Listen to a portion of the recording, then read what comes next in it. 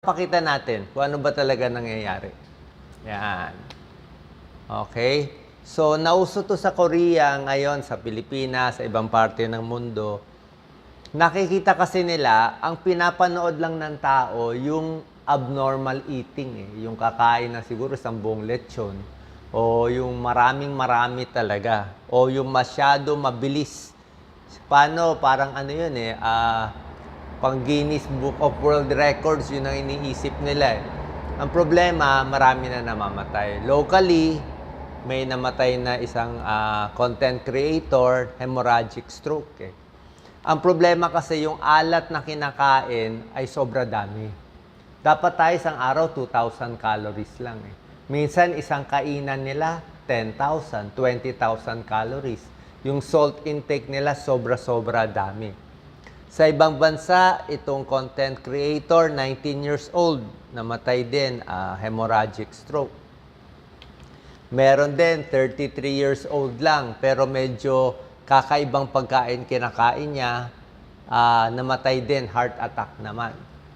Dito, isa rin, 37 years old. So maraming example na, syempre, normally kasi pag gagawa ng video, pa-extreme ng pa-extreme palaki ng challenge. Kaya lang ang masama nga sa kalusugan, yun ang problema.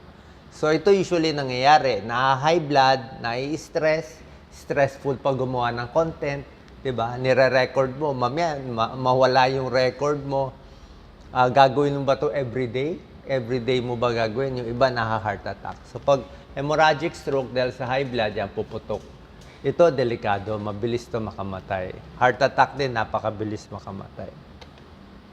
So, ang mukbang, ang problem nga, nagiging public health problem, nagagaya ng ibang tao. Pwede gayahin ng kabataan Marami na di-depress. Diba? Pag pinapanood mo, lalo ka madi-depress. Bakit nila ginagawa to?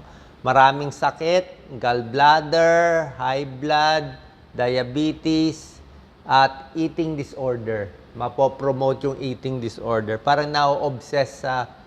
Maisip mo kasi, uy, paano kung kinain ko rin to? Ba't siya nagagawa niya?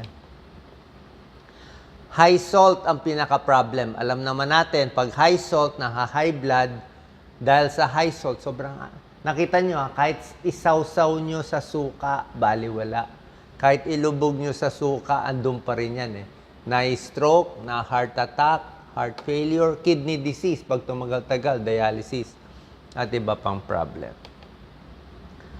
Salt content ang requirement natin, 2,000 milligrams lang ng salt. Pero ang Pilipino, on the average, 4 times ang salt sa adobo, kahit yung mga sinigang natin, yung mga mix, masyado maalat, yung mga noodles, masyado maalat. Kaya nga ako, pag nag-noodle ako, hindi ko na ininom yung sabaw Chips natin, sobra alat. So, 4 times yung mga daing natin, processed meat. Pag too much salt, alam nyo naman yan, high blood, maraming sakit, immune system, at maraming pang problema. Sugar din. Yung iba naman kinakain puro matatamis, alam nyo naman, pati gout, sugar din. Diabetes, sugar din. Actually, ang ginagawa ng mukbang, parang siya, binge eating disorder. Meron taong ganito rin yan. Yung biglang kakain ng marami, kakain. Ang problema, pag kumain kayo ng sobra-sobra, ganito mangyayari, di ba? Sasakit talaga ang tiyan mo kasi hindi naman ready ang tiyan mo Mag-acid reflux ka, mag-GERD ka, may stomach rupture pa nga, may pumuputok yung tiyan. Constipation, cramps, and bloating. Di ba? Manghihina ka, pati balat mo, hindi maganda, hormonal changes, yung puso mo, talaga magpapalpitate ka. Diba? May nakita ako, umiinom ng puro energy drinks So ako lang, ginagawa ko, hindi ko pinapanood kasi the more you watch, the more they get views, lalo nilang gagawin ayaw naman natin saktan nila sarili nila. Marami naman ibang content, although ito siguro tingin nila madaling content, pero masama naman sa iyo in the end Kasi yung content mismo stressful Vlogging mismo stressful na, dadagdagan mo pa stressful yung content mo So pag binge eating, talagang puputok ang tiyan, para hirap na hirap. Yung weight nila up and down, ayan o, desperate sila to control, ayan o, marami. Long-term effects, weight gain, heart disease, type 2 diabetes. Ito po ang isang problema sa public health. Ito nga, marami nang nagsasabi nito. Na maraming sumisikat, maraming kumikita, maraming nanonood kasi parang ano siya talaga kakaiba. Kaya lang, marami nagkakasakit. Tsaka pwedeng magaya, lalo na yung kabataan. Isipin nila, ito na lang gagawin ko. Diba? Hindi ko na kailangan mag-artista, hindi ko na kailangan kumanta, hindi ko na kailangan mag-aral. Gagawa lang ako ng maraming ganito. Ito ang problema, papakita ko sa inyo. Meron ng pag-aaral ng mukbang content sa YouTube, sa Facebook at iba pa. Nakita nila, ito, may effect talaga, may masamang effect sa mga nanonood. Pero nakita nila, ang pinapanood lang daw yung overeating. Kailangan kumain sila ng parami. Yun lang daw pinapanood. Tsaka yung eating quickly with a time limit. 5 minutes, ubusin mo tong 10 whatever. 10 hamburger, Yun lang ang pinapanood eh. Overeating, may time limit, o yung sobrang spicy, sobrang irritating, yun lang. Kung basta luto-luto lang, hindi counted yun. Kung kakain ka lang ng normal, na isang spaghetti, isang kanin, walang manonood doon. Yun nga ang problema. Mapupush ka dito for the views na masama sa kalusugan. Naging public health problem. Ano ba yung tamang pagkain? Yung tamang pagkain, totally opposite eh. Diba? Ito nga yung Japanese secret na pampahaba ng buhay, diba? Ito tawag sa Japanese, hara hachibu. Okay, eating until you're only 80% o medyo busog lang, tigil na. Hindi ka magpapakabusog. Mas gutom nga, mas okay. Yan lang. Kaya konti sila kumain. Malagyan lang ng laman ng tiyan, tama na.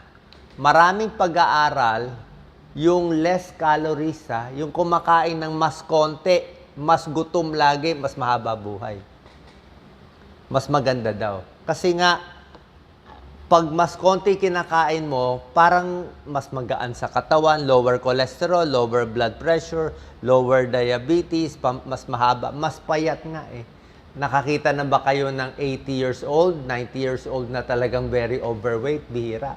Kadalasan, pag umabot ng 90 o 90 plus, sobra payat yun. Diba? Payat siya. Kaya nga, hindi mabigat ang dala niya eh. Calorie-restricted diet. Ito nga yung bago nga uso ngayon, mas payat. Kaya nga may intermittent fasting pa nga eh. Hindi kumakain eh. Diba? So, nagiging mental problem to. Itong eating disorder. Either sobra kain at nagugulo. Ito nga normal diet natin eh. Ito nga yung healthy diet, yung 1/4 lang ang kanin, ayan o, 1/4 lang ang ulam, gulay kalahati, yan lang ang normal eating eh, 1/4 lang eh. Ay, ang ginagawa sa mukbang, 20 times more, di ba? So, very opposite sa healthy diet. Kaya marami talagang magkakasakit. So, finally, siyempre mag-end tayo sa healthy. Mas maganda kumain sa bahay, mas hindi maalat. Sinasabi ko nga, ang fried chicken nyo sa bahay, ang salt nun parang 150 milligrams lang ng salt. Pero yung fried chicken nyo sa fast food, pwedeng umabot sa 1,000 milligrams. Almost times 5, times 10. Bakit sobra alat ang chicken sa fast food? May butter, may nakabalot. Yung harina nakabalot, nakadikit doon lahat yung asin. Kaya home-cooked food, mas maganda. Kumain lang kung ano kailangan mo. Okay? Pag gutom lang, regular eating, healthy snacks pa nga. Pag hindi gutom, di kakain. Tapos healthy food lang. Diba? Usually sa mukbang, puro unhealthy eh. More protein, maraming isda, healthy fats, at iba't ibang gulay. Okay? Sana po nakatulong tong video natin. Dito na lang tayo kasi mas maganda yung tinitingnan nyo yung healthy eh. Kasi kung anong pinapasok mo sa utak mo, hindi mo alam, mamaya depressed ka na. Kasi merong possibility na madidepress, malulungkot, kakanood nitong mga video na syempre hindi naman po maganda sa atin. God bless po.